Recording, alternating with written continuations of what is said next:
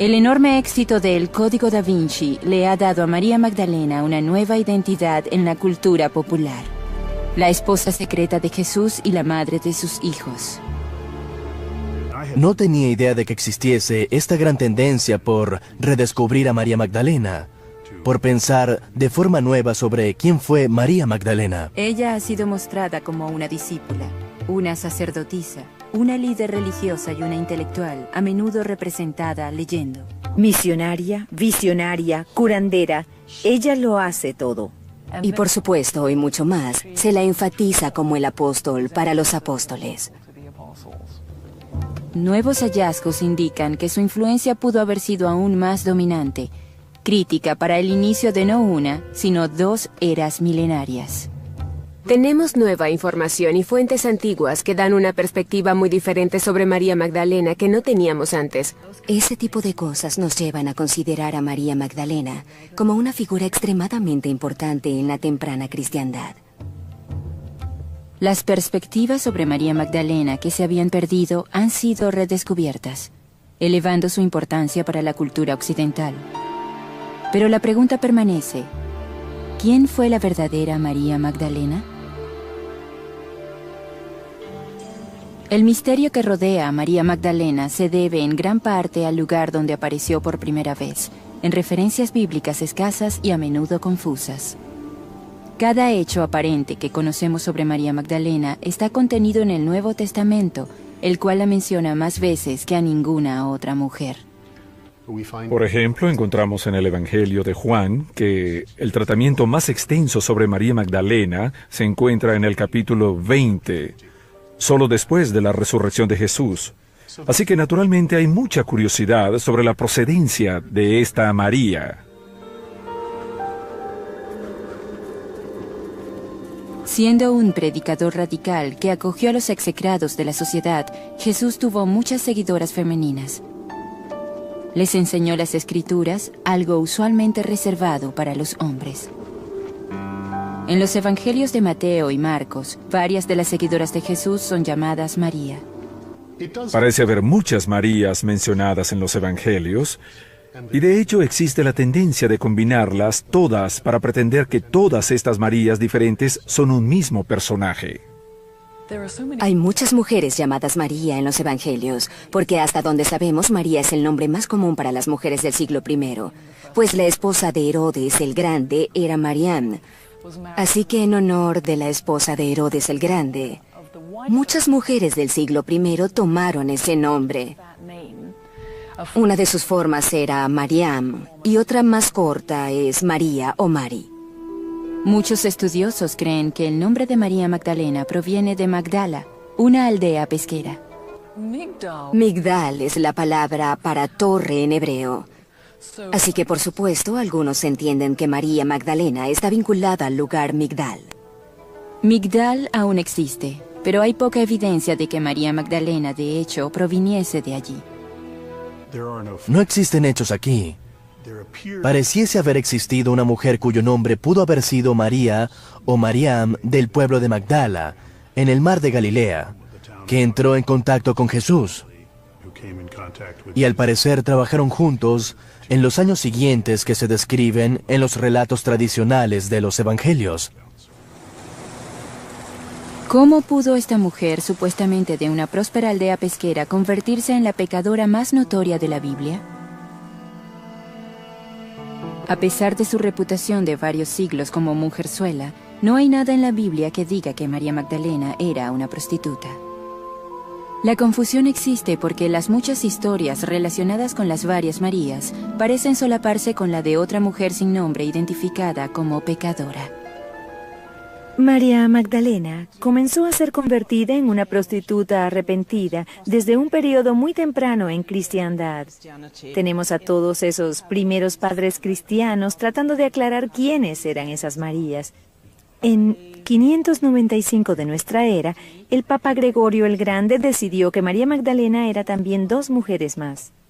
Una mujer no invitada llega a una reunión, llora a los pies de Jesús, los unge, los limpia con sus cabellos y esas cosas. Es perdonada. Es una pecadora bien conocida en la ciudad, así que muchas personas la consideran una prostituta. Y luego otra mujer llamada María Betania, cuya hermana era Marta. Estos personajes fueron amalgamados en uno, María Magdalena. Los estudiosos modernos siguen debatiendo los motivos del Papa Gregorio. ¿Buscaba mostrar a María como pecadora porque las mujeres poderosas amenazaban la iglesia manejada por hombres? ¿O simplemente para simplificar los evangelios? En otro lugar encontramos a María Magdalena como alguien de quien Jesús expulsó un demonio o 7 demonios, que fue la receptora de un exorcismo realizado por Jesús. Eso es inconsistente con la historia de la mujer que unge a Jesús en la casa del fariseo. Pero existe la tendencia de unir todas estas cosas y de sugerir, creo que lamentablemente, que María Magdalena era una prostituta. No hay ninguna evidencia de eso en los evangelios. Si leemos los evangelios, los 7 demonios que son expulsados del hombre no son de la sexualidad, son de la depravación, la enfermedad mental y esas cosas. Pero en el caso de María Magdalena, sus 7 demonios son los 7 vicios. Eso significa que ella es vana, que es habladora, es personificada como la lujuria. Después de que Jesús expulsó los demonios de María, ella se hizo una de sus seguidoras. Ella estaba entre las mujeres que acompañaban a Jesús mientras viajaba y que ayudaban a Jesús en sus necesidades. Estas pocas referencias son todo lo que sabemos de María Magdalena en el Nuevo Testamento hasta llegar a los momentos finales de la vida de Jesús y a su muerte en la cruz. Según los evangelios de Lucas, Marcos y Mateo, María fue una de varias mujeres que presenciaron la crucifixión, pero en Juan, María Magdalena fue la testigo principal que estuvo en la cruz durante su muerte. Quien vio la piedra siendo colocada en su tumba después de que él fue colocado dentro, y quien fue la primera persona en encontrar a Jesús resucitado. La versión de Juan de la resurrección le da a María Magdalena su rol más grande en la pasión. El dramático incidente ha sido representado en su sueño más que en ningún otro momento de la vida de Jesús. En la historia, María Magdalena va a la tumba sola, descubre que está vacía y lo cuenta a los discípulos varones. Ellos la revisan y ella se queda atrás llorando y lamentándose. Un hombre que ella cree es el jardinero le pregunta por qué llora y ella le dice que se habían llevado a su señor y que no sabía a dónde. Que si él se lo había llevado, se lo dijera para ir a buscarlo. El hombre que ella supone es el jardinero dice su nombre, María. De pronto ella lo reconoce y dice Raboni, que significa maestro, rabino. Y ese momento de reconocimiento es muy tierno. Él le dice, no me abraces porque aún no he ascendido hasta mi Padre. Es la quintesencia de la expresión de la pasión que María Magdalena siente por seguir a Jesús y su devoción a Él. Luego, Jesús resucitado le ordena que regrese y les cuente a los otros discípulos que Él se ha levantado de entre los muertos. Eso de algún modo la convierte a ella en el apóstol para el resto de ellos. En la siguiente escena, Él sube al cielo, recibe el poder divino de su Padre y regresa, y respira sobre sus discípulos el Espíritu Santo que les da poder para salir. Y Él les dice, conviértanse en mis discípulos. María Magdalena no estaba incluida, así que esta historia de algún modo demuestra lo opuesto a lo que algunos de nosotros desearíamos. Demuestra por qué María, a pesar de haber sido la primera en ver a Jesús resucitado, después de todo no es una discípula. Así que creo que es un gran misterio pensar que María es glorificada allí. De hecho, creo que Juan está señalando el por qué la tradición ortodoxa se rehúsa firmemente a permitir que ella sea considerada una discípula. A pesar de este detalle impreciso pero convincente, el rol de María Magdalena en los evangelios es uno de los más importantes. Y sin embargo, sería etiquetada como la pecadora más notoria de la cristiandad. ¿Fue una conspiración chauvinista la responsable de convertir a María en una prostituta? Muchas personas están reconociendo que hay un desequilibrio de género que está construido en la estructura de la cristiandad y María Magdalena se ha convertido en foco de esta controversia. La idea de que la única mujer prominente en el movimiento habría sido una prostituta degrada significativamente a la mujer, así que esa imagen de María la Madre haciéndose prominente de algún modo desvía el poder de María Magdalena y la coloca en el fondo. Así que como mujer, María Magdalena pudo haber tenido tanta autoridad para enseñar como los seguidores varones de Jesús. Así que las personas se preguntan por qué las mujeres han sido excluidas de muchas posiciones de liderazgo en la cristiandad. En el Nuevo Testamento, Jesús aparece solo ante dos discípulos. Uno es Pedro, la otra, María. Es interesante que los relatos que colocan a Pedro en un rol prominente le restan importancia a María Magdalena, y los que ponen a María en el rol prominente le restan importancia a Pedro. Esto sugiere que en la temprana iglesia había rivalidad entre los que apoyaban a Pedro como el apóstol principal y los que apoyaban a María. Pero si apoyabas a María como el apóstol principal, podría sugerir que las mujeres podían tener roles en la iglesia que muchos hombres no querían. Así que vemos esta rivalidad, y las historias donde María es prominente son suprimidas por completo y luego declaradas heréticas. La leyenda de María Magdalena pudo haber mermado en los siglos siguientes, pero no desapareció.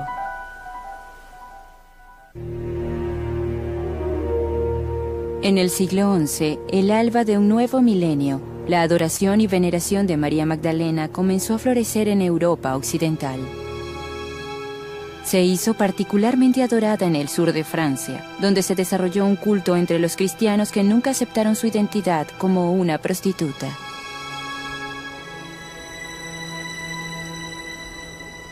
El folclore francés sostiene que María vino a Francia después de la crucifixión.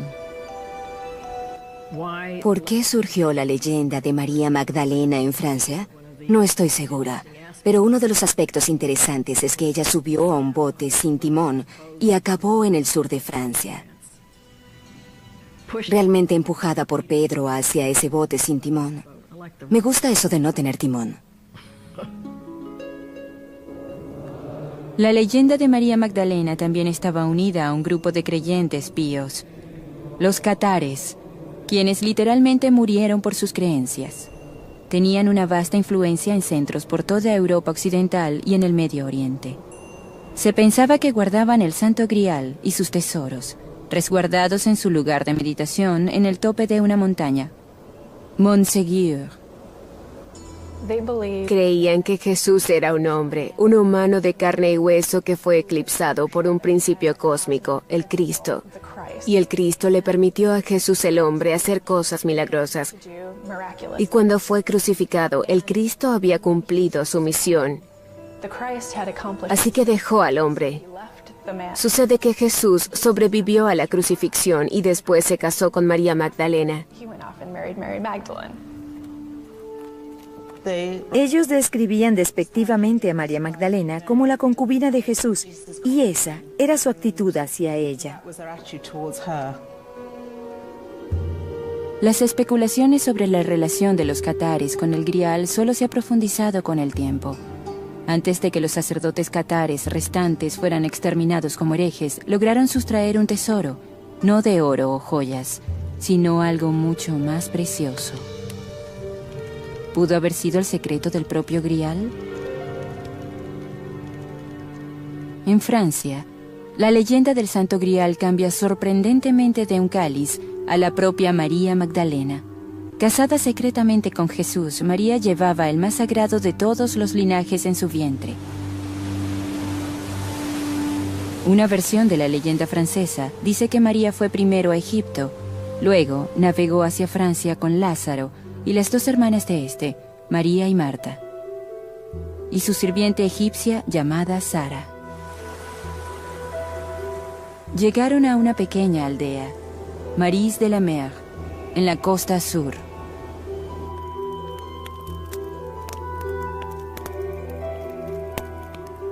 Muchos tenían a Sara como la hija secreta de María y Jesús. Su edad, 12 años, habría coincidido con María dando a luz después de la muerte de Jesús, y explicaría el traer a la niña escondida a Francia disfrazada como una sirvienta.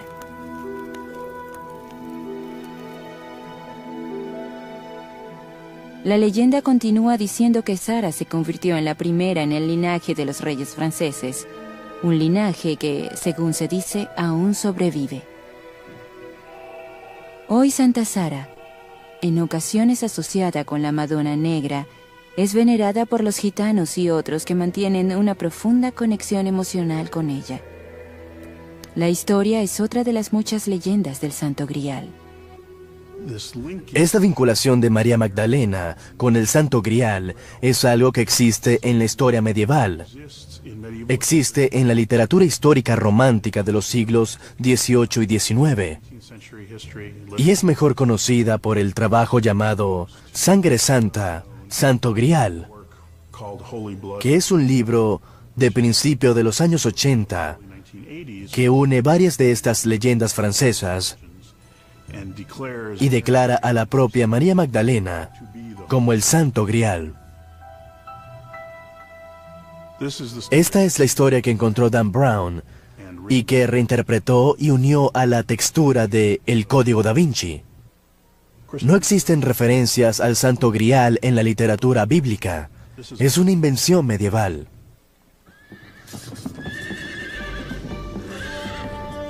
Los templarios, esos caballeros guerreros y guardianes de los peregrinos en camino a Jerusalén, dejaron un rastro de sangre durante las cruzadas. Están unidos en el mito con los catares como guardianes del secreto del Grial. Algunos piensan que los caballeros templarios tomaron los secretos que poseían los catares, es decir, que Jesús y María Magdalena estaban casados y que protegieron y guardaron el secreto a través de los siglos. Pero los templarios también eran tenidos como feroces defensores de la fe, aunque no está claro si se volvieron contra los catares, con quienes muchos templarios estaban aliados. No era necesario. El ejército del Papa Inocente III mató a casi 20.000 catares solo en el pueblo de Béziers. Algunos años después, la cruzada sería llamada oficialmente la Inquisición y llegaría a asesinar a casi 1 millón de personas como herejes. La propia Inquisición se formó en respuesta a la herejía de los catares. Se inició una cruzada en Europa contra los catares para eliminar la herejía, y la Inquisición se formó como un modo de desarraigar la herejía sin entrar en una guerra total. En el corazón del país Catar, una pequeña aldea rodeada por castillos templarios se convirtió en la posible ubicación del secreto más grande de la historia, la fuente y el verdadero significado del Grial. En 1885, Béranger Saunier, un sacerdote del pueblo de Reims-le-Château, descubrió documentos que contienen información cifrada y que algunos creen guardan la verdad sobre María y Jesús. Según la leyenda, el secreto de Saunier ofrecía pruebas de que María Magdalena era el Santo Grial y que llevó a Francia a un niño que inició el linaje merovingio de reyes franceses. Saunier los llevó a París para ser descifrados. Al regresar a su parroquia, de pronto pasó de un estado de pobreza a una extrema riqueza. ¿Acaso la iglesia compró su silencio?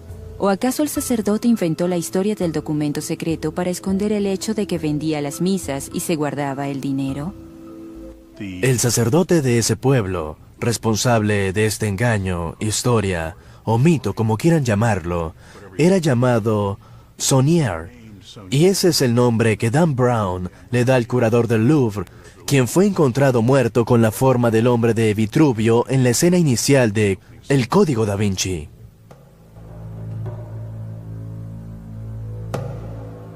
Otra batalla sobre María Magdalena comenzó en el siglo XIII, entre dos iglesias que aseguraban guardar las reliquias de la santa patrona de Francia, Vézelay y Saint-Maximin à la Saint-Baume. La leyenda de que María Magdalena pasó los últimos 30 años de su vida haciendo penitencia en una cueva en Francia es realmente interesante.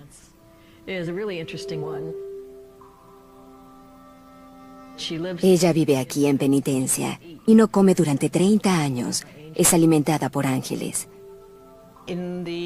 A mediados del siglo XI, Vézelay, la iglesia en Francia, había escuchado la historia y ubicó la cueva donde ella vivió y aseguraron tener sus reliquias.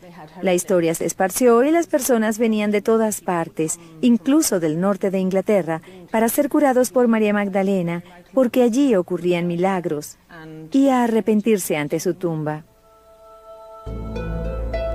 Vézelay se convirtió en uno de los templos más sagrados de la cristiandad, pero en el siglo XIII Vézelay fue repentinamente eclipsada, cuando monjes en el sur de Francia descubrieron los verdaderos restos de Magdalena en la iglesia de Saint-Maximin en Provenza.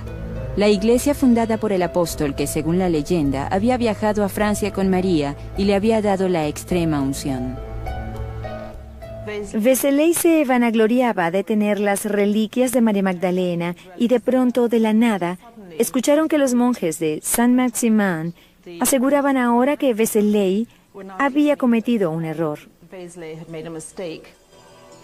La afirmación de que Vézelay tenía el cuerpo equivocado, las reliquias de un santo menor, les permitió a los monjes de Saint-Maximin insistir en que los huesos de María Magdalena aún estaban en el sur de Francia. Así que los fieles se fueron al sur, a Provenza. Vézelay nunca recobraría su prestigio inicial. Aunque muchas de las reliquias de Saint-Maximin se perdieron durante la Revolución Francesa, la iglesia aún muestra su cráneo, guardado en cristal y oro. En esa iglesia hay una rejilla de oro. Y detrás de ella hay algo parecido a un casco espacial. Dentro del casco espacial hay un cráneo muy feo.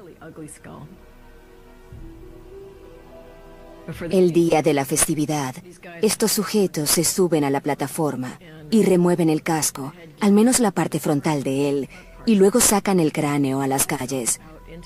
En el cráneo hay algo que parece un trozo de fieltro, y según la leyenda, es el lugar donde Jesús dijo, "No me toques", y dejó una pequeña impresión en su cráneo. Es algo realmente grotesco. La gruta de Saint-Baume, donde María pasó los últimos 33 años de su vida en callada contemplación, pudo haber sido también un sitio de adoración pagana, un lugar dedicado a una diosa de la fertilidad, olvidada hace mucho. El bosque ahí es muy interesante porque mientras subes, sientes que debe ser muy frío y mientras más te internas en ese bosque, más caliente se hace. Luego, cuando llegas a los últimos 150 metros de cuesta, llegas a una gruta y la gruta es fría.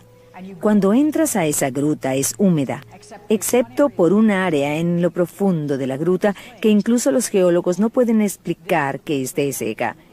Ese es el lugar donde se supone que la Magdalena pasó sus últimos 33 años y se convirtió en un lugar para que las mujeres fuesen, para las personas que necesitaban ser curadas. La identidad de María Magdalena como la heroína de la Europa medieval mermó con el tiempo por la insistencia de la Iglesia en su rol como pecadora arrepentida. Luego, un descubrimiento del siglo XX la lanzó a la palestra de nuevo, cambiando todas las ideas sobre quién y qué fue ella. ¿Acaso el secreto perdido por siglos estaba por crear una nueva identidad para la Magdalena?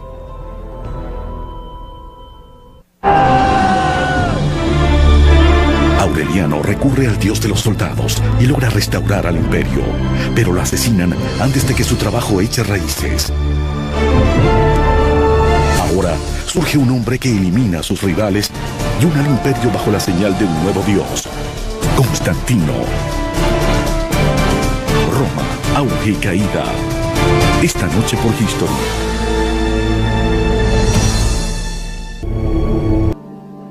Escondido bajo la superficie del rico suelo del Valle del Nilo, un tesoro enterrado por casi 2000 años fue repentina e inesperadamente revelado. En 1945, un granjero en Egipto, excavando por fertilizantes en un risco, descubrió un enorme jarrón de casi 2 metros. En él había 13 antiguos códices de papiro forrados en cuero, los que ahora conocemos como los Evangelios Gnósticos. Resultaron ser uno de los hallazgos bíblicos más importantes del siglo. Escritos en copto o egipcio antiguo, Los tempranos documentos cristianos contenían 49 tratados de la secta gnóstica.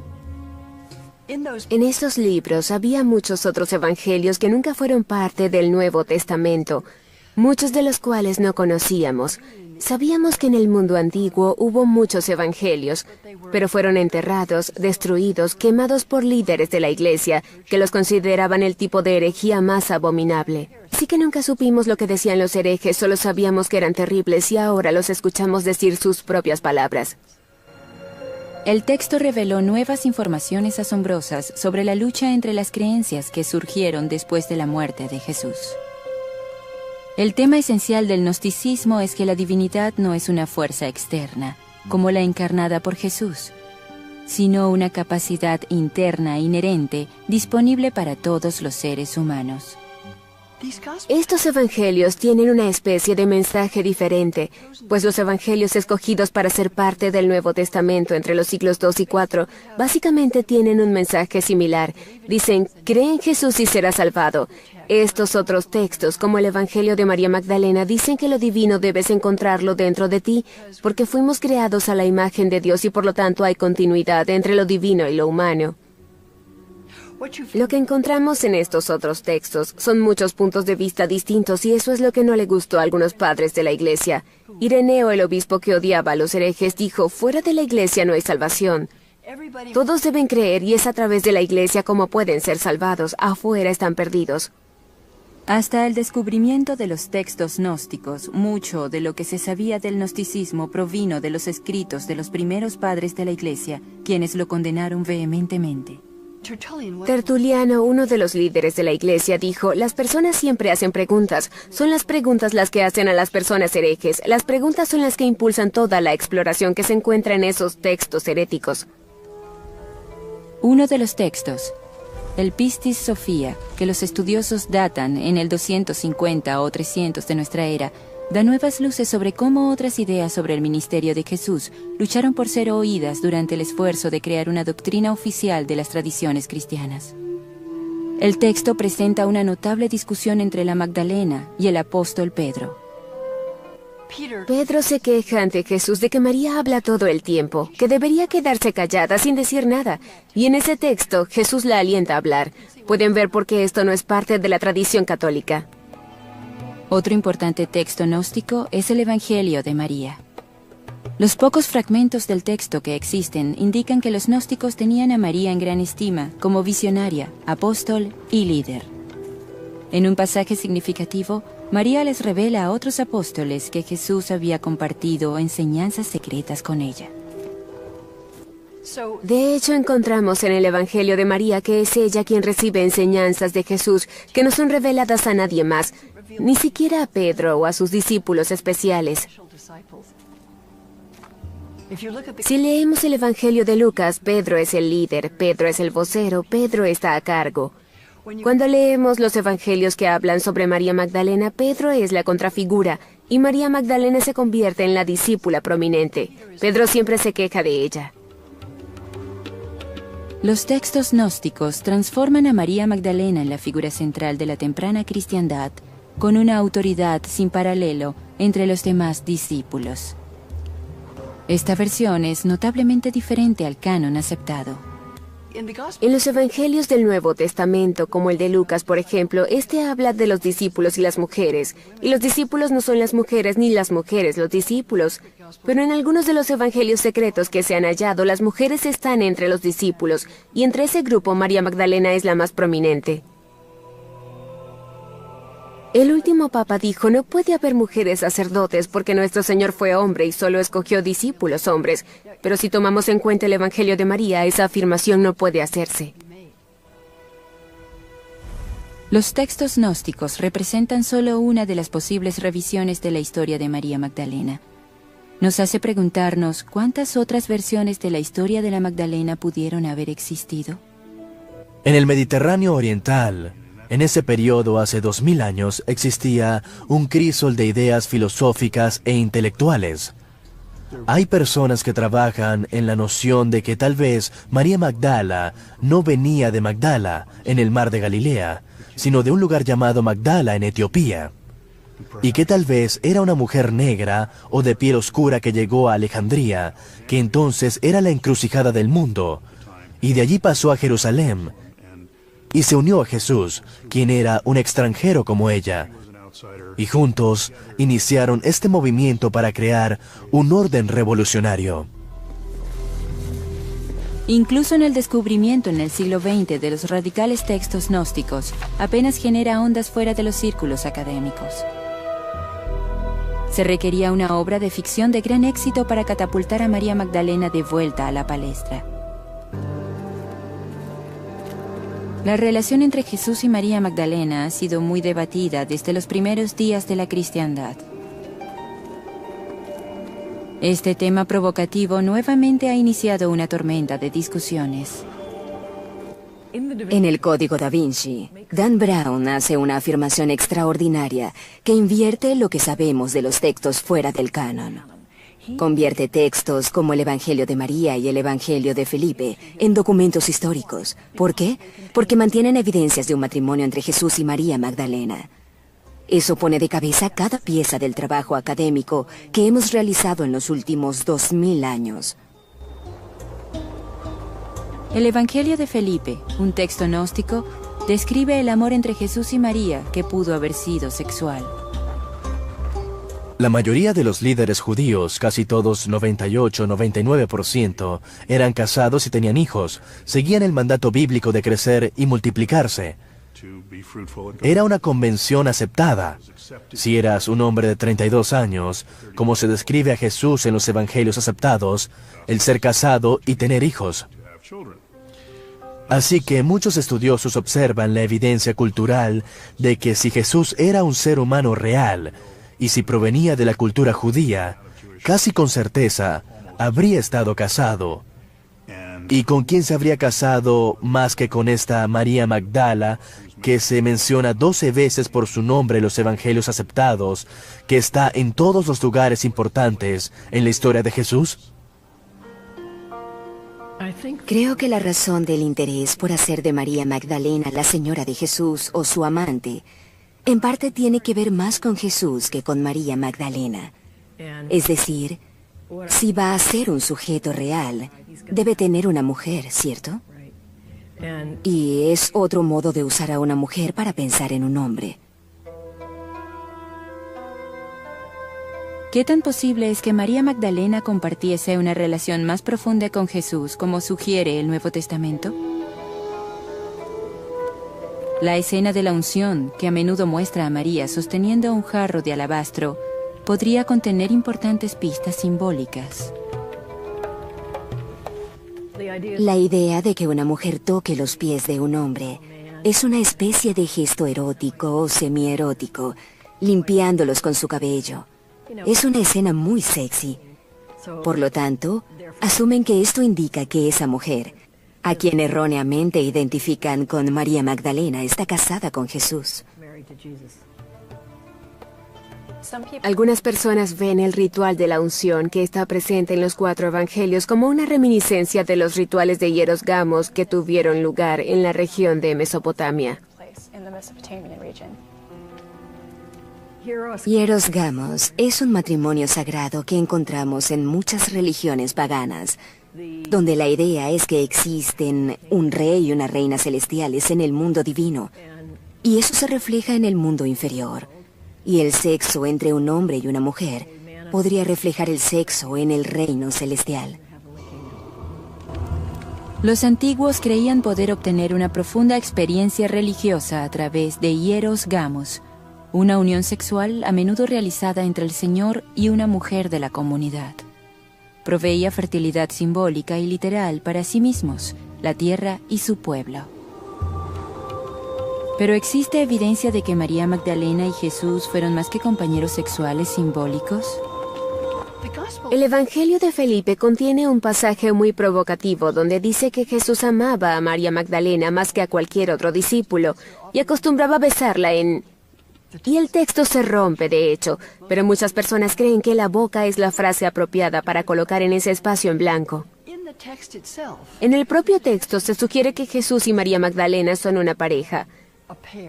pero la sugerencia allí es que ella representa al Espíritu Santo y que ella es una manifestación del aspecto femenino de lo divino.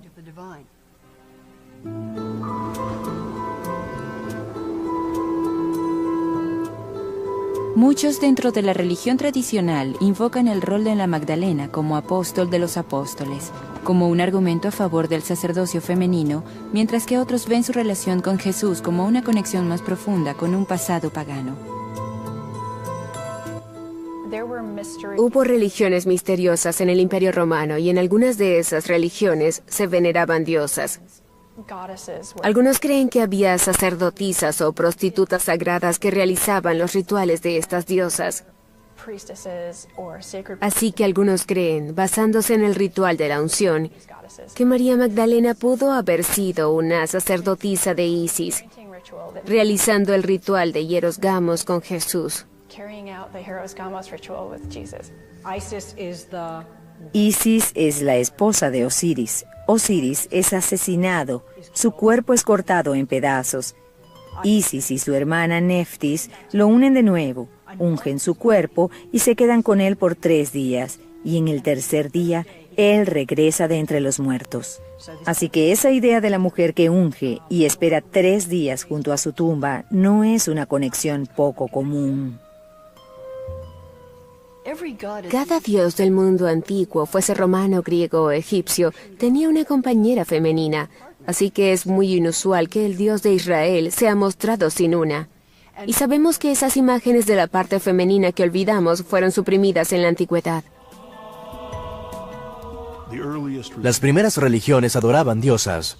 Hubo diosas antes de que hubiera dioses. Veían el sexo y la sexualidad sin los tabúes e inhibiciones que tenemos nosotros, sino con una sensación de éxtasis de nacimiento. Y todo esto, visto a través del prisma actual, ahora es colocado sobre el personaje de María Magdalena, y de alguna manera ella representa todo esto. Hoy, igual que en los primeros días de la cristiandad, María Magdalena personifica lo que la Iglesia Ortodoxa ha perdido: lo sagrado femenino. ¿Podría María Magdalena representar el rostro femenino de Dios? Sabemos que en las tradiciones cristiana y judía Dios es descrito siempre como masculino. En estos otros textos a menudo encontramos que se habla de Dios no solo como padre, sino también como madre. Esta no es una idea insignificante y muchas personas le temen profundamente. Si la voz femenina está siendo sacrificada en la batalla por la ortodoxia, María Magdalena podría ser la clave para restaurarla.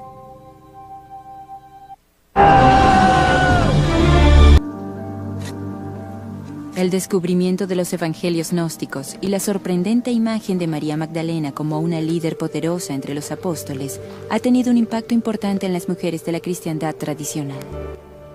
Ella se eleva una vez más como la discípula modelo y como la proclamadora modelo del Evangelio de Jesús. María Magdalena es lo suficientemente tenaz para no rendirse. Cuando todos los otros discípulos se habían ido, ella no. ¿Acaso no personifica eso la tradición de devoción absoluta más allá de la tumba? Creo que eso es parte del interés en la figura de María Magdalena, en términos de la devoción más allá de lo racional. La Iglesia finalmente accedió a representar a María Magdalena bajo una luz diferente. En 1969 el Vaticano rectificó el concepto errado que el Papa Gregorio tenía de ella como pecadora y comenzó a referirse a ella como una discípula de Cristo. Ellos piensan que ese rol que tiene María Magdalena como apóstol de los apóstoles, como la primera en experimentar la presencia de Jesús resucitado, es ciertamente relevante para nuestra época.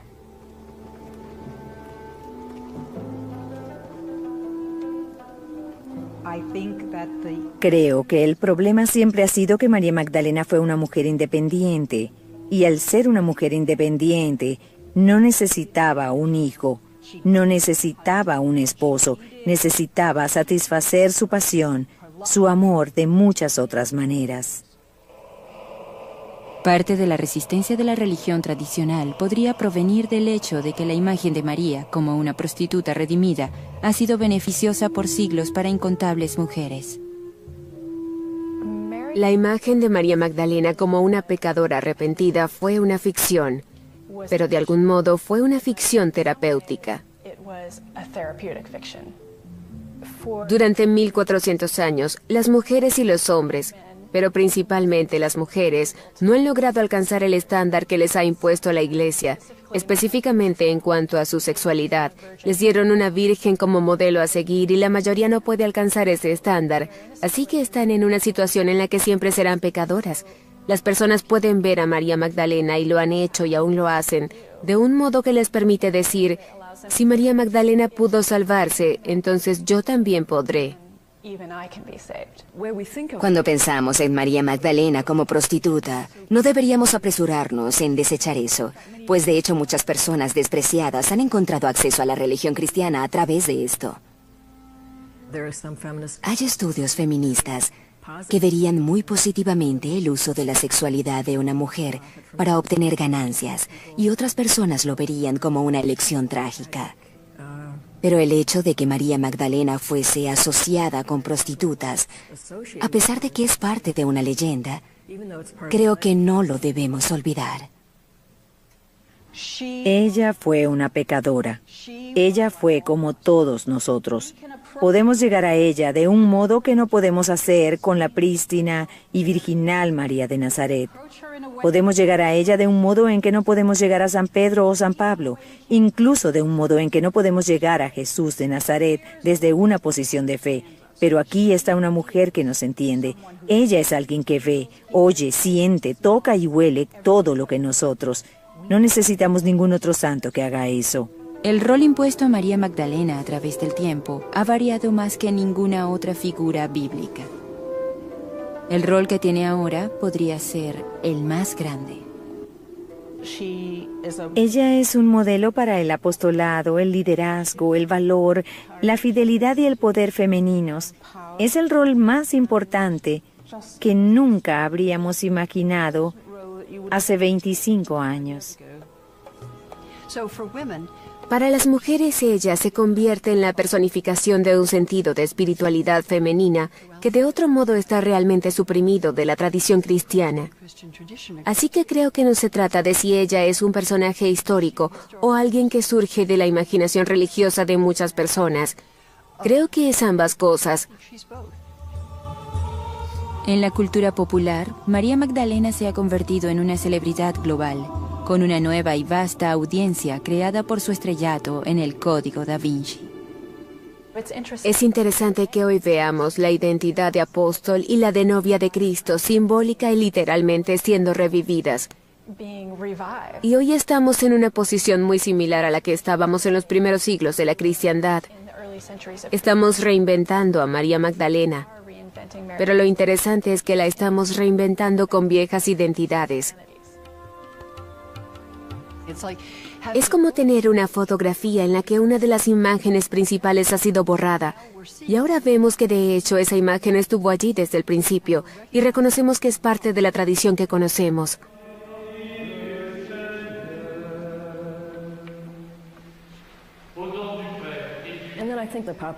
También creo que la imaginación popular está muy insatisfecha con el hecho de que la religión y la sexualidad, en términos cristianos, no han tenido una buena sociedad. Necesitamos ideas nuevas sobre eso.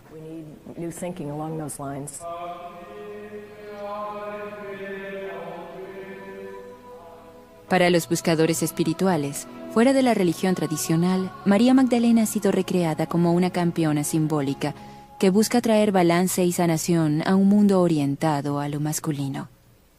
Creo que María Magdalena, en el siglo XXI, es realmente quien queramos que sea. Y muchas personas diferentes, con perspectivas diferentes, verán a la mujer, la diosa, la líder religiosa, la compañera de Jesús, que desean ver besándose en lo que desean que ocurra en nuestro mundo moderno. Creo que puedes considerar a María Magdalena como una santa, como reformista, no siendo una prostituta, como apóstol de los apóstoles, y aún así verías pocas implicaciones en los roles de la mujer en las prácticas religiosas contemporáneas o en los movimientos sociales más amplios.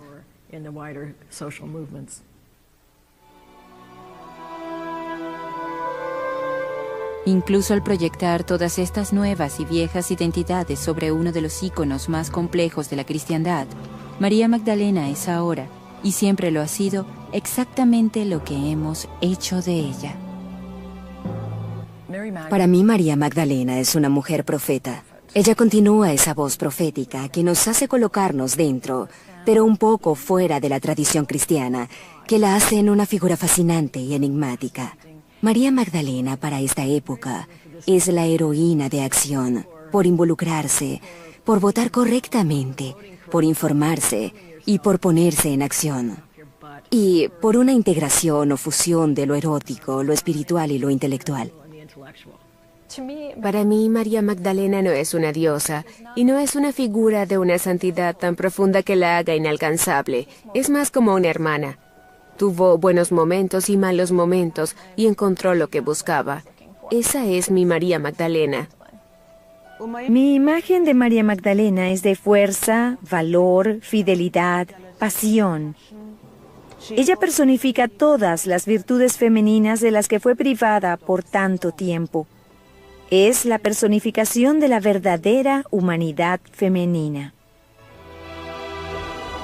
Bien sea que veamos a María Magdalena como una pecadora, la seguidora más amada por Jesús, o una líder de la temprana iglesia cristiana, ella siempre ha sido lo que las personas han querido y han necesitado que sea.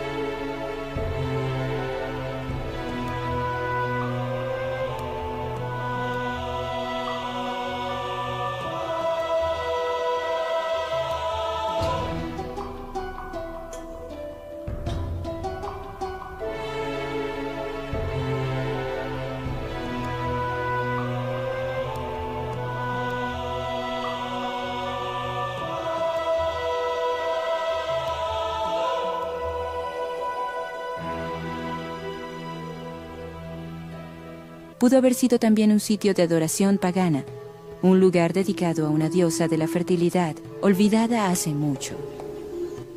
El bosque ahí es muy interesante porque mientras subes, sientes que debe ser muy frío y mientras más te internas en ese bosque, más caliente se hace. Luego, cuando llegas a los últimos 150 metros de cuesta, llegas a una gruta y la gruta es fría. Cuando entras a esa gruta es húmeda, excepto por un área en lo profundo de la gruta que incluso los geólogos no pueden explicar que esté seca. Ese es el lugar donde se supone que la Magdalena pasó sus últimos 33 años y se convirtió en un lugar para que las mujeres fuesen, para las personas que necesitaban ser curadas. La identidad de María Magdalena como la heroína de la Europa medieval mermó con el tiempo por la insistencia de la Iglesia en su rol como pecadora arrepentida. Luego, un descubrimiento del siglo XX la lanzó a la palestra de nuevo, cambiando todas las ideas sobre quién y qué fue ella. ¿Acaso el secreto perdido por siglos estaba por crear una nueva identidad para la Magdalena?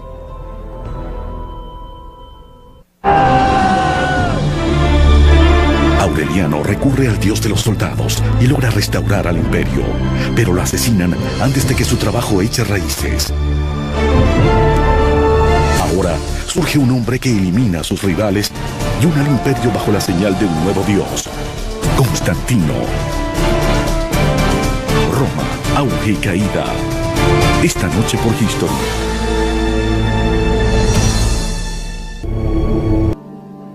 Escondido bajo la superficie del rico suelo del Valle del Nilo, un tesoro enterrado por casi 2000 años fue repentina e inesperadamente revelado. En 1945, un granjero en Egipto, excavando por fertilizantes en un risco, descubrió un enorme jarrón de casi 2 metros. En él había 13 antiguos códices de papiro forrados en cuero, los que ahora conocemos como los Evangelios Gnósticos. Resultaron ser uno de los hallazgos bíblicos más importantes del siglo. Escritos en copto o egipcio antiguo, los tempranos documentos cristianos contenían 49 tratados de la secta gnóstica. En estos libros había muchos otros evangelios que nunca fueron parte del Nuevo Testamento, muchos de los cuales no conocíamos. Sabíamos que en el mundo antiguo hubo muchos evangelios, pero fueron enterrados, destruidos, quemados por líderes de la iglesia, que los consideraban el tipo de herejía más abominable. Así que nunca supimos lo que decían los herejes, solo sabíamos que eran terribles y ahora los escuchamos decir sus propias palabras.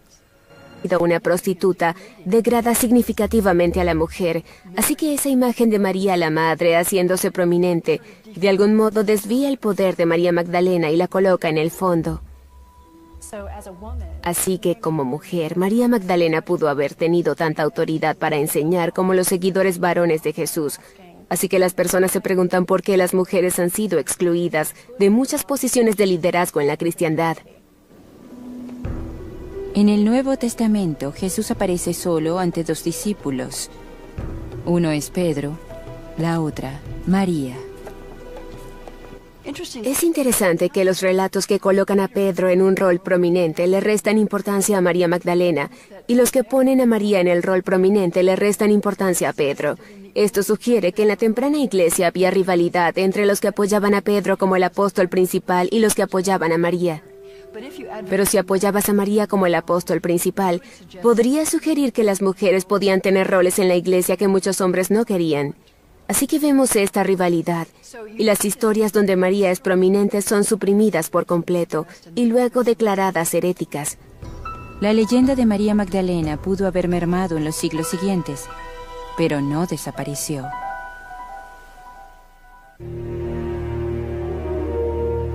En el siglo XI, el alba de un nuevo milenio, la adoración y veneración de María Magdalena comenzó a florecer en Europa occidental. Se hizo particularmente adorada en el sur de Francia, donde se desarrolló un culto entre los cristianos que nunca aceptaron su identidad como una prostituta.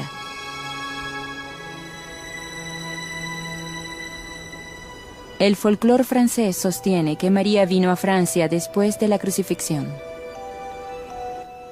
¿Por qué surgió la leyenda de María Magdalena en Francia? No estoy segura, pero uno de los aspectos interesantes es que ella subió a un bote sin timón y acabó en el sur de Francia. Realmente empujada por Pedro hacia ese bote sin timón. Me gusta eso de no tener timón. La leyenda de María Magdalena también estaba unida a un grupo de creyentes píos, los catares, quienes literalmente murieron por sus creencias. Tenían una vasta influencia en centros por toda Europa occidental y en el Medio Oriente. Se pensaba que guardaban el Santo Grial y sus tesoros, resguardados en su lugar de meditación en el tope de una montaña, Montségur. Creían que Jesús era un hombre, un humano de carne y hueso que fue eclipsado por un principio cósmico, el Cristo. Y el Cristo le permitió a Jesús el hombre hacer cosas milagrosas. Y cuando fue crucificado, el Cristo había cumplido. Jesús y María, que pudo haber sido sexual. La mayoría de los líderes judíos, casi todos 98-99%, eran casados y tenían hijos. Seguían el mandato bíblico de crecer y multiplicarse. Era una convención aceptada. Si eras un hombre de 32 años, como se describe a Jesús en los evangelios aceptados, el ser casado y tener hijos. Así que muchos estudiosos observan la evidencia cultural de que si Jesús era un ser humano real, y si provenía de la cultura judía, casi con certeza habría estado casado. ¿Y con quién se habría casado más que con esta María Magdala, que se menciona 12 veces por su nombre en los evangelios aceptados, que está en todos los lugares importantes en la historia de Jesús? Creo que la razón del interés por hacer de María Magdalena la señora de Jesús o su amante, en parte tiene que ver más con Jesús que con María Magdalena. Es decir, si va a ser un sujeto real, debe tener una mujer, ¿cierto? Y es otro modo de usar a una mujer para pensar en un hombre. ¿Qué tan posible es que María Magdalena compartiese una relación más profunda con Jesús, como sugiere el Nuevo Testamento? La escena de la unción, que a menudo muestra a María sosteniendo un jarro de alabastro, podría contener importantes pistas simbólicas. La idea de que una mujer toque los pies de un hombre es una especie de gesto erótico o semierótico, limpiándolos con su cabello. Es una escena muy sexy. Por lo tanto, asumen que esto indica que esa mujer, a quien erróneamente identifican con María Magdalena, está casada con Jesús. Algunas personas ven el ritual de la unción que está presente en los 4 evangelios como una reminiscencia de los rituales de hieros gamos que tuvieron lugar en la región de Mesopotamia. Hieros gamos es un matrimonio sagrado que encontramos en muchas religiones paganas, donde la idea es que existen un rey y una reina celestiales en el mundo divino, y eso se refleja en el mundo inferior. Y el sexo entre un hombre y una mujer podría reflejar el sexo en el reino celestial. Los antiguos creían poder obtener una profunda experiencia religiosa a través de hieros gamos, una unión sexual a menudo realizada entre el Señor y una mujer de la comunidad. Proveía fertilidad simbólica y literal para sí mismos, la tierra y su pueblo. Pero existe... De que María habla todo el tiempo, que debería quedarse callada sin decir nada.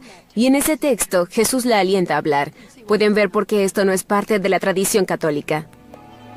Otro importante texto gnóstico es el Evangelio de María.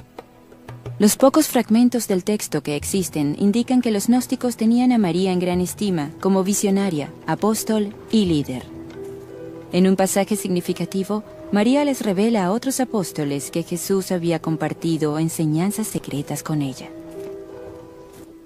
De hecho, encontramos en el Evangelio de María que es ella quien recibe enseñanzas de Jesús que no son reveladas a nadie más, ni siquiera a Pedro o a sus discípulos especiales. Si leemos el Evangelio de Lucas, Pedro es el líder, Pedro es el vocero, Pedro está a cargo. Cuando leemos los evangelios que hablan sobre María Magdalena, Pedro es la contrafigura y María Magdalena se convierte en la discípula prominente. Pedro siempre se queja de ella. Los textos gnósticos transforman a María Magdalena en la figura central de la temprana cristiandad, con una autoridad sin paralelo entre los demás discípulos. Esta versión es notablemente diferente al canon aceptado. En los evangelios del Nuevo Testamento, como el de Lucas, por ejemplo, este habla de los discípulos y las mujeres. Y los discípulos no son las mujeres ni las mujeres los discípulos. Pero en algunos de los evangelios secretos que se han hallado, las mujeres están entre los discípulos. Y entre ese grupo, María Magdalena es la más prominente. El último papa dijo, no puede haber mujeres sacerdotes porque nuestro Señor fue hombre y solo escogió discípulos hombres. Pero si tomamos en cuenta el Evangelio de María, esa afirmación no puede hacerse. Los textos gnósticos representan solo una de las posibles revisiones de la historia de María Magdalena. Nos hace preguntarnos cuántas otras versiones de la historia de la Magdalena pudieron haber existido. En el Mediterráneo oriental, en ese periodo hace 2000 años, existía un crisol de ideas filosóficas e intelectuales. Hay personas que trabajan en la noción de que tal vez María Magdala no venía de Magdala, en el mar de Galilea, sino de un lugar llamado Magdala, en Etiopía, y que tal vez era una mujer negra o de piel oscura que llegó a Alejandría, que entonces era la encrucijada del mundo, y de allí pasó a Jerusalén, y se unió a Jesús, quien era un extranjero como ella, y juntos iniciaron este movimiento para crear un orden revolucionario. Incluso en el descubrimiento en el siglo XX de los radicales textos gnósticos, apenas genera ondas fuera de los círculos académicos. Se requería una obra de ficción de gran éxito para... Estamos reinventando a María Magdalena, pero lo interesante es que la estamos reinventando con viejas identidades. Es como tener una fotografía en la que una de las imágenes principales ha sido borrada, y ahora vemos que de hecho esa imagen estuvo allí desde el principio, y reconocemos que es parte de la tradición que conocemos.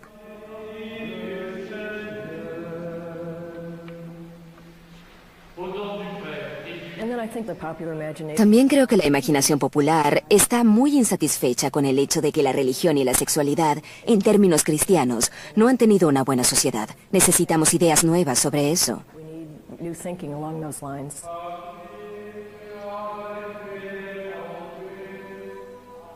Para los buscadores espirituales, fuera de la religión tradicional, María Magdalena ha sido recreada como una campeona simbólica que busca traer balance y sanación a un mundo orientado a lo masculino.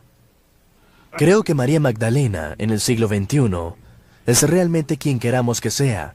Y muchas personas diferentes, con perspectivas diferentes, verán a la mujer, la diosa, la líder religiosa, la compañera de Jesús, que desean ver besándose en lo que desean que ocurra en nuestro mundo moderno. Creo que puedes considerar a María Magdalena como una santa, como reformista, no siendo una prostituta, como apóstol de los apóstoles, y aún así verías pocas implicaciones en los roles de la mujer, en las prácticas religiosas contemporáneas o en los movimientos sociales más amplios.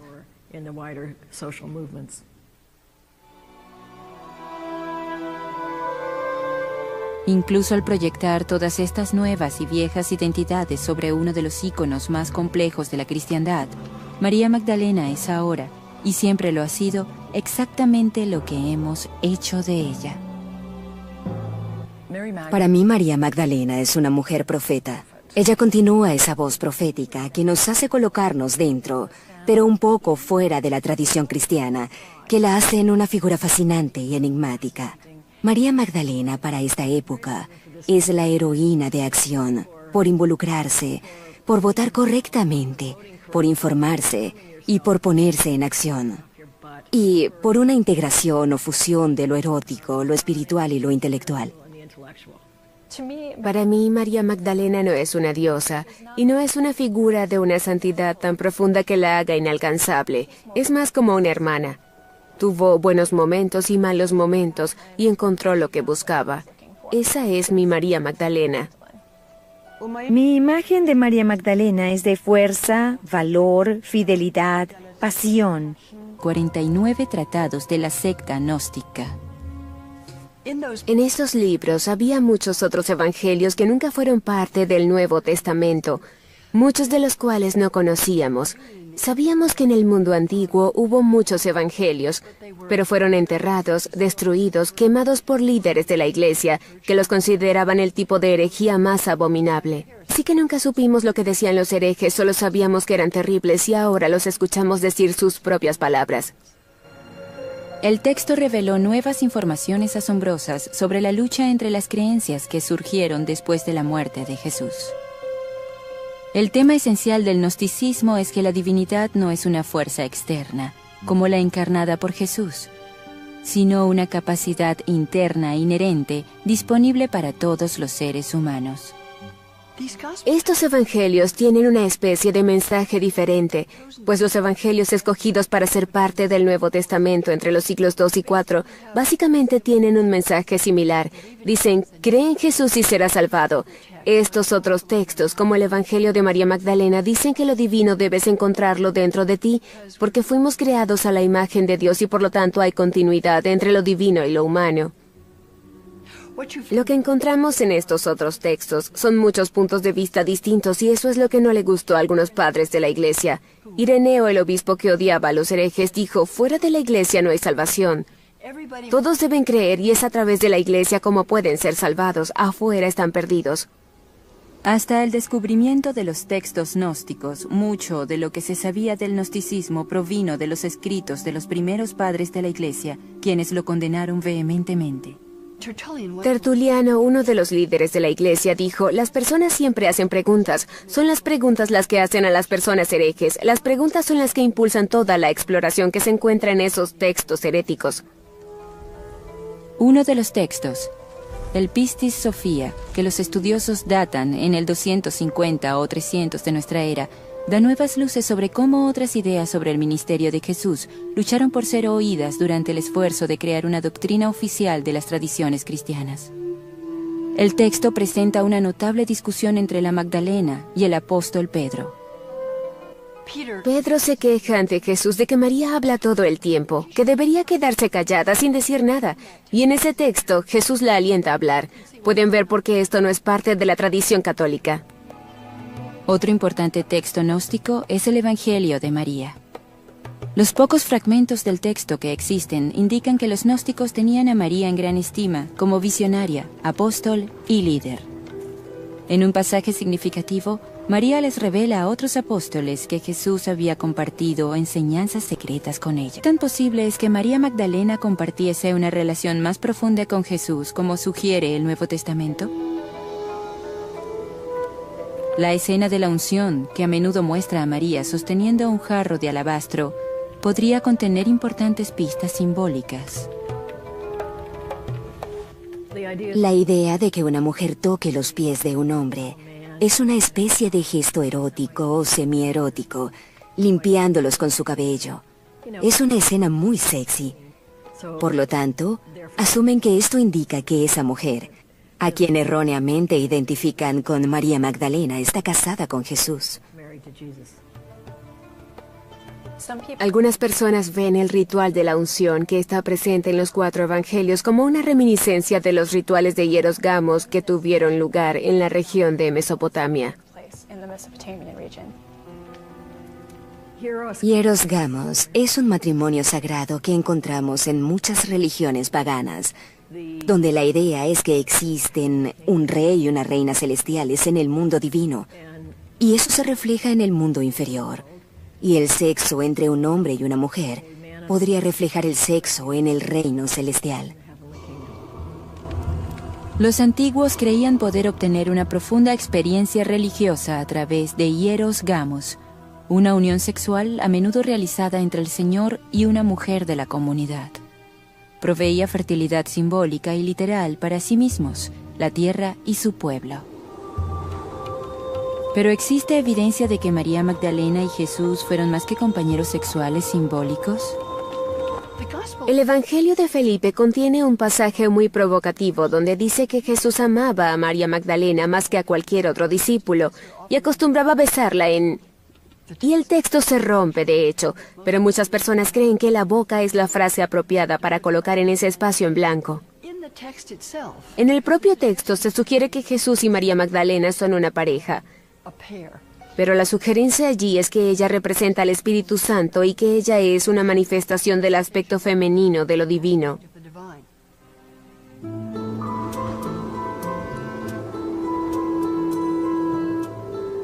Muchos dentro de la religión tradicional invocan el rol de la Magdalena como apóstol de los apóstoles, como un argumento a favor del sacerdocio femenino, mientras que otros ven su relación con Jesús como una conexión más profunda con un pasado pagano. Hubo religiones misteriosas en el Imperio Romano y en algunas de esas religiones se veneraban diosas. Algunos creen que había sacerdotisas o prostitutas sagradas que realizaban los rituales de estas diosas. Así que algunos creen, basándose en el tema provocativo, nuevamente ha iniciado una tormenta de discusiones. En el Código da Vinci, Dan Brown hace una afirmación extraordinaria que invierte lo que sabemos de los textos fuera del canon. Convierte textos como el Evangelio de María y el Evangelio de Felipe en documentos históricos. ¿Por qué? Porque mantienen evidencias de un matrimonio entre Jesús y María Magdalena. Eso pone de cabeza cada pieza del trabajo académico que hemos realizado en los últimos 2000 años. El Evangelio de Felipe, un texto gnóstico, describe el amor entre Jesús y María que pudo haber sido sexual. La mayoría de los líderes judíos, casi todos 98-99%, eran casados y tenían hijos, seguían el mandato bíblico de crecer y multiplicarse. Era una convención aceptada. Si eras un hombre de 32 años, como se describe a Jesús en los evangelios aceptados, el ser casado y tener hijos. Así que muchos estudiosos observan la evidencia cultural de que si Jesús era un ser humano real, y si provenía de la cultura judía, casi con certeza habría estado casado. ¿Y con quién se habría casado más que con esta María Magdala, que se menciona 12 veces por su nombre en los evangelios aceptados, que está en todos los lugares importantes en la historia de Jesús? Creo que la razón del interés por hacer de María Magdalena la señora de Jesús o su amante, en parte tiene que ver más con Jesús que con María Magdalena. Es decir, si va a ser un sujeto real, debe tener una mujer, ¿cierto? Y es otro modo de usar a una mujer para pensar en un hombre. ¿Qué tan posible es que María Magdalena compartiese una relación más profunda con Jesús, como sugiere el Nuevo Testamento? La escena de la unción, que a menudo muestra a María sosteniendo un jarro de alabastro, podría contener importantes pistas simbólicas. La idea de que una mujer toque los pies de un hombre es una especie de gesto erótico o semierótico, limpiándolos con su cabello. Es una escena muy sexy. Por lo tanto, asumen que esto indica que esa mujer, a quien erróneamente identifican con María Magdalena, está casada con Jesús. Algunas personas ven el ritual de la unción que está presente en los 4 evangelios como una reminiscencia de los rituales de hieros gamos que tuvieron lugar en la región de Mesopotamia. Hieros gamos es un matrimonio sagrado que encontramos en muchas... Que si él se lo había llevado, se lo dijera para ir a buscarlo. El hombre que ella supone es el jardinero dice su nombre, María. De pronto ella lo reconoce y dice Raboni, que significa maestro, rabino. Y ese momento de reconocimiento es muy tierno. Él le dice, no me abraces porque aún no he ascendido hasta mi Padre. Es la quintesencia de la expresión de la pasión que María Magdalena siente por seguir a Jesús y su devoción a Él. Luego, Jesús resucitado le ordena que regrese y les cuente a los otros discípulos que Él se ha levantado de entre los muertos. Eso de algún modo la convierte a ella en el apóstol para el resto de ellos. En la siguiente escena, Él sube al cielo, recibe el poder divino de su Padre y regresa, y respira sobre sus discípulos el Espíritu Santo que les da poder para salir. Y Él les dice, conviértanse en mis discípulos. María Magdalena no estaba incluida, así que esta historia de algún modo demuestra lo opuesto a lo que algunos de nosotros desearíamos. Demuestra por qué María, a pesar de haber sido la primera en ver a Jesús resucitado, después de todo no es una discípula. Así que creo que es un gran misterio pensar que María es glorificada allí. De hecho, creo que Juan está señalando el por qué la tradición ortodoxa se rehúsa firmemente a permitir que ella sea considerada una discípula. A pesar de este detalle impreciso pero convincente, el rol de María Magdalena en los evangelios es uno de los más importantes. Y sin embargo, sería etiquetada como la pecadora más notoria de la cristiandad. ¿Fue una conspiración chauvinista la responsable de convertir a María en una prostituta? Muchas personas están reconociendo que hay un desequilibrio de género que está construido en la estructura de la cristiandad y María Magdalena se ha convertido en foco de esta controversia. La idea de que la única mujer prominente en el movimiento habría sido una prostituta degrada significativamente a la mujer, así que esa imagen de María la Madre haciéndose prominente de algún modo desvía el poder de María Magdalena y la coloca en el fondo. Así que como mujer, María Magdalena pudo haber tenido tanta autoridad para enseñar como los seguidores varones de Jesús. Así que las personas se preguntan por qué las mujeres han sido excluidas de muchas posiciones de liderazgo en la cristiandad. En el Nuevo Testamento, Jesús aparece solo ante dos discípulos. Uno es Pedro, la otra, María. Es interesante que los relatos que colocan a Pedro en un rol prominente le restan importancia a María Magdalena, y los que ponen a María en el rol prominente le restan importancia a Pedro.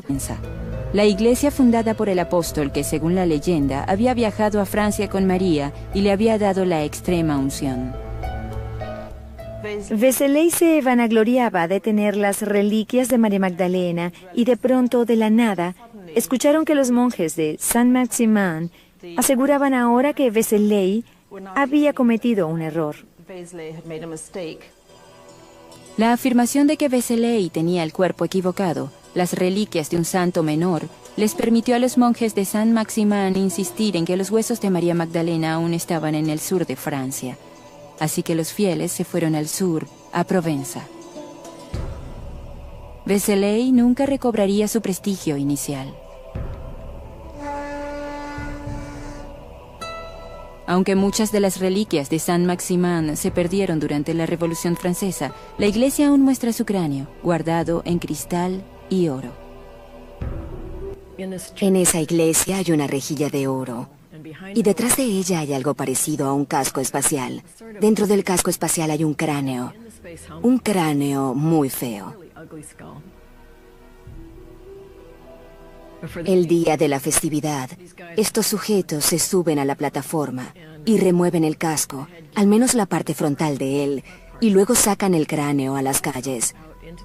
En el cráneo hay algo que parece un trozo de fieltro, y según la leyenda, es el lugar donde Jesús dijo, "No me toques", y dejó una pequeña impresión en su cráneo. Es algo realmente grotesco. La gruta de Saint-Baume, donde María pasó los últimos 33 años de su vida en callada contemplación, pudo haber sido también un sitio de adoración pagana, un lugar dedicado a una diosa de la fertilidad, olvidada hace mucho. El bosque ahí es muy interesante porque mientras subes, sientes que debe ser muy frío y mientras más te internas en ese bosque, más caliente se hace. Luego, cuando llegas a los últimos 150 metros de cuesta, llegas a una gruta y la gruta es fría.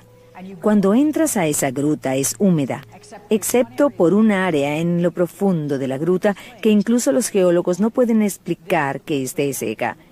Ese es el lugar donde se supone que la Magdalena pasó sus últimos 33 años y se convirtió en un lugar para que las mujeres fuesen, para las personas que necesitaban ser curadas. La identidad de María Magdalena como la heroína de la Europa medieval mermó con el tiempo por la insistencia de la Iglesia en su rol como pecadora arrepentida. Luego, un descubrimiento del siglo XX la lanzó a la palestra de nuevo, cambiando todas las ideas sobre quién y qué fue ella. Siendo un predicador radical que acogió a los execrados de la sociedad, Jesús tuvo muchas seguidoras femeninas. Les enseñó las Escrituras, algo usualmente reservado para los hombres. En los evangelios de Mateo y Marcos, varias de las seguidoras de Jesús son llamadas María. Parece haber muchas Marías mencionadas en los evangelios, y de hecho existe la tendencia de combinarlas todas para pretender que todas estas Marías diferentes son un mismo personaje. Hay muchas mujeres llamadas María en los evangelios, porque hasta donde sabemos María es el nombre más común para las mujeres del siglo I, pues la esposa de Herodes el Grande era Mariam. Así que en honor de la esposa de Herodes el Grande, muchas mujeres del siglo I tomaron ese nombre. Una de sus formas era Mariam y otra más corta es María o Mari. Muchos estudiosos creen que el nombre de María Magdalena proviene de Magdala, una aldea pesquera. Migdal es la palabra para torre en hebreo. Así que, por supuesto, algunos entienden que María Magdalena está vinculada al lugar Migdal. Migdal aún existe, pero hay poca evidencia de que María Magdalena, de hecho, proviniese de allí. No existen hechos aquí. pareciese haber existido una mujer cuyo nombre pudo haber sido María o Mariam del pueblo de Magdala, en el mar de Galilea, que entró en contacto con Jesús. Y al parecer trabajaron juntos en los años siguientes que se describen en los relatos tradicionales de los evangelios. ¿Cómo pudo esta mujer, supuestamente de una próspera aldea pesquera, convertirse en la pecadora más notoria de la Biblia? A pesar de su reputación de varios siglos como mujerzuela, no hay nada en la Biblia que diga que María Magdalena era una prostituta. La confusión existe porque las muchas historias relacionadas con las varias Marías parecen solaparse con la de otra mujer sin nombre identificada como pecadora. María Magdalena comenzó a ser convertida en una prostituta arrepentida desde un periodo muy temprano en cristiandad. Tenemos a todos esos primeros padres cristianos tratando de aclarar quiénes eran esas Marías.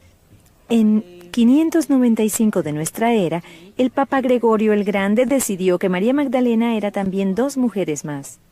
Una mujer no invitada llega a una reunión, llora a los pies de Jesús, los unge, los limpia con sus cabellos y esas cosas. Es perdonada. Es una pecadora bien conocida en la ciudad, así que muchas personas la consideran una prostituta. Y luego, otra mujer llamada María Betania, cuya hermana era Marta. Estos personajes fueron amalgamados. Creo que Juan está señalando el por qué la tradición ortodoxa se rehúsa firmemente a permitir que ella sea considerada una discípula. A pesar de este detalle impreciso pero convincente, el rol de María Magdalena en los evangelios es uno de los más importantes. Y sin embargo, sería etiquetada como la pecadora más notoria de la cristiandad. ¿Fue una conspiración chauvinista la responsable de convertir a María en una prostituta? Muchas personas están reconociendo que hay un desequilibrio de género que está construido en la estructura de la cristiandad, y María Magdalena se ha convertido en foco de esta controversia. La idea de que la única mujer prominente en el movimiento habría sido una prostituta degrada significativamente a la mujer, así que esa imagen de María la Madre haciéndose prominente de algún modo desvía el poder de María Magdalena y la coloca en el fondo. Así que como mujer, María Magdalena pudo haber tenido tanta autoridad para enseñar como los seguidores varones de Jesús. Así que las personas se preguntan por qué las mujeres han sido excluidas de muchas posiciones de liderazgo en la cristiandad. En el Nuevo Testamento, Jesús aparece solo ante dos discípulos. Uno es Pedro, la otra, María. Es interesante que los relatos que colocan a Pedro en un rol prominente le restan importancia a María Magdalena, y los que ponen a María en el rol prominente le restan importancia a Pedro. Esto sugiere que en la temprana iglesia había rivalidad entre los que apoyaban a Pedro como el apóstol principal y los que apoyaban a María. Pero si apoyabas a María como el apóstol principal, podría sugerir que las mujeres podían tener roles en la iglesia que muchos hombres no querían. Así que vemos esta rivalidad, y las historias donde María es prominente son suprimidas por completo y luego declaradas heréticas. La leyenda de María Magdalena pudo haber mermado en los siglos siguientes, pero no desapareció.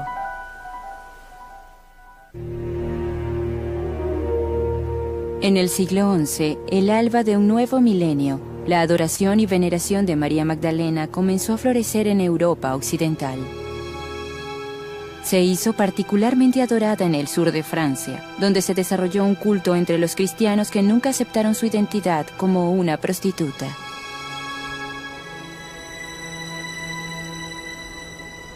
El folclore francés sostiene que María vino a Francia después de la crucifixión. ¿Por qué surgió la leyenda de María Magdalena en Francia? No estoy segura, pero uno de los aspectos interesantes es que ella subió a un bote sin timón y acabó en el sur de Francia. Realmente empujada por Pedro hacia ese bote sin timón. Me gusta eso de no tener timón. La leyenda de María... Los 7 demonios son los 7 vicios. Eso significa que ella es vana, que es habladora, es personificada como la lujuria. Después de que Jesús expulsó los demonios de María, ella se hizo una de sus seguidoras. Ella estaba entre las mujeres que acompañaban a Jesús mientras viajaba, y que ayudaban a Jesús en sus necesidades. Estas pocas referencias son todo lo que sabemos de María Magdalena en el Nuevo Testamento hasta llegar a los momentos finales de la vida de Jesús y a su muerte en la cruz. Según los evangelios de Lucas, Marcos y Mateo, María fue una de varias mujeres que presenciaron la crucifixión, pero en Juan, María Magdalena fue la testigo principal que estuvo en la cruz durante su muerte. Quien vio la piedra siendo colocada en su tumba después de que él fue colocado dentro, y quien fue la primera persona en encontrar a Jesús resucitado. La versión de Juan de la resurrección le da a María Magdalena su rol más grande en la pasión. El dramático incidente ha sido representado en su sueño más que en ningún otro momento de la vida de Jesús. En la historia, María Magdalena va a la tumba sola, descubre que está vacía y lo cuenta a los discípulos varones. Ellos la revisan y ella se queda atrás llorando y lamentándose. Un hombre que ella cree es el jardinero le pregunta por qué llora y ella le dice que se habían llevado a su señor y que no sabía a dónde. Que si él se lo había llevado, se lo dijera para ir a buscarlo. El hombre que ella supone es el jardinero dice su nombre, María. De pronto ella lo reconoce y dice Raboni, que significa maestro, rabino. Y ese momento de reconocimiento es muy tierno. Él le dice, no me abraces porque aún no he ascendido hasta mi Padre. Es la quintesencia de la expresión de la pasión que María Magdalena siente por seguir a Jesús y su devoción a Él. Luego, Jesús resucitado le ordena que regrese y les cuente a los otros discípulos que Él se ha levantado de entre los muertos. Eso de algún modo la convierte a ella en el apóstol para el resto de ellos. En la siguiente escena, Él sube al cielo, recibe el poder divino de su Padre y regresa, y respira sobre sus discípulos el Espíritu Santo que les da poder para salir. Y Él les dice, conviértanse en mis discípulos. María Magdalena no estaba incluida, así que esta historia de algún modo demuestra lo opuesto a lo que algunos de nosotros desearíamos. Demuestra por qué María, a pesar de haber sido la primera en ver a Jesús resucitado, después de todo no es una discípula. Así que creo que es un gran misterio pensar que María es glorificada allí. De hecho, que es María o Mari. Muchos estudiosos creen que el nombre de María Magdalena proviene de Magdala, una aldea pesquera. Migdal es la palabra para torre en hebreo. Así que, por supuesto, algunos entienden que María Magdalena está vinculada al lugar Migdal.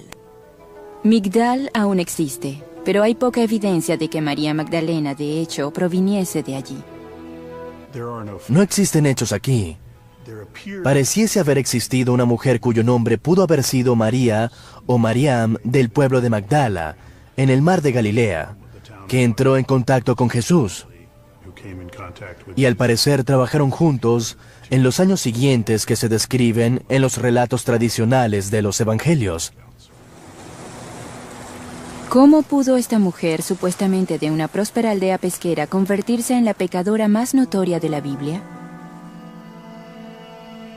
A pesar de su reputación de varios siglos como mujerzuela, no hay nada en la Biblia que diga que María Magdalena era una prostituta.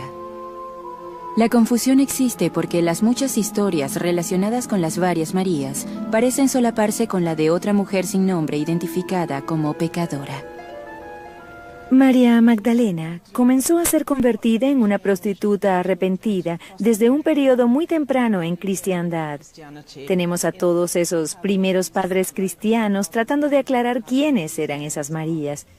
En 595 de nuestra era, el Papa Gregorio el Grande decidió que María Magdalena era también dos mujeres más. Una mujer no invitada llega a una reunión, llora a los pies de Jesús, los unge, los limpia con sus cabellos y esas cosas. Es perdonada. Es una pecadora bien conocida en la ciudad, así que muchas personas la consideran una prostituta. Y luego, otra mujer llamada María Betania, cuya hermana era Marta.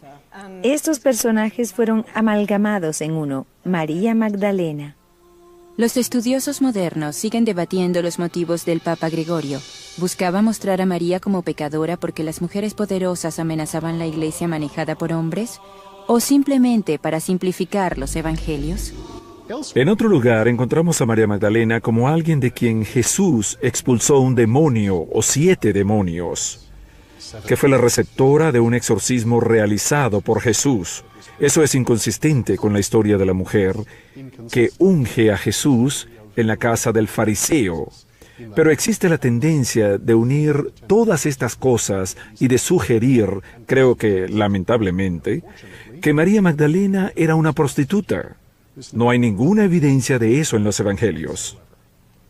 Si leemos los evangelios, los 7 demonios que son expulsados del hombre no son de la sexualidad, son de la depravación, la enfermedad mental y esas cosas. Pero en el caso de María Magdalena... María Magdalena también estaba unida a un grupo de creyentes píos, los catares, quienes literalmente murieron por sus creencias. Tenían una vasta influencia en centros por toda Europa occidental y en el Medio Oriente. Se pensaba que guardaban el Santo Grial y sus tesoros, resguardados en su lugar de meditación en el tope de una montaña, Montségur.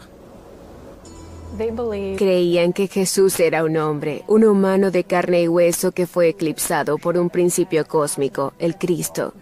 Y el Cristo le permitió a Jesús el hombre hacer cosas milagrosas. Y cuando fue crucificado, el Cristo había cumplido su misión. Así que dejó al hombre.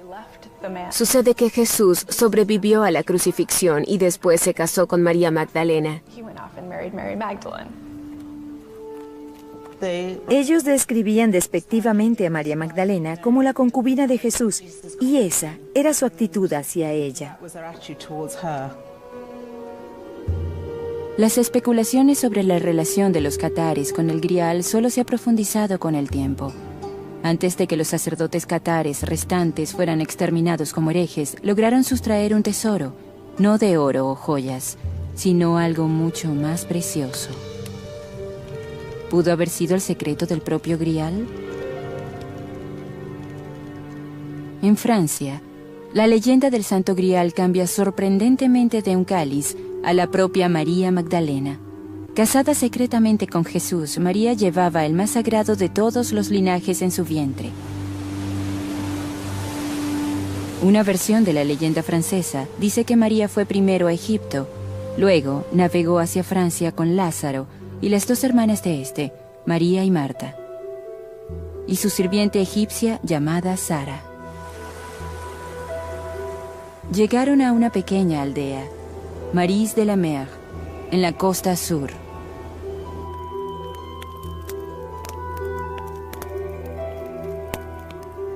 Muchos tenían a Sara como la hija secreta de María y Jesús. Su edad, 12 años, habría coincidido con María dando a luz después de la muerte de Jesús, y explicaría el traer a la niña escondida a Francia disfrazada como una sirvienta.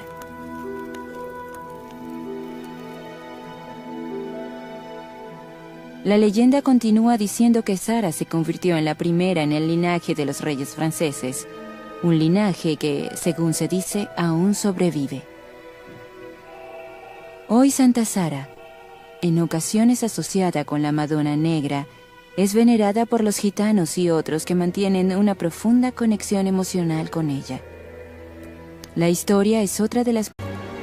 El enorme éxito del Código da Vinci le ha dado a María Magdalena una nueva identidad en la cultura popular. La esposa secreta de Jesús y la madre de sus hijos.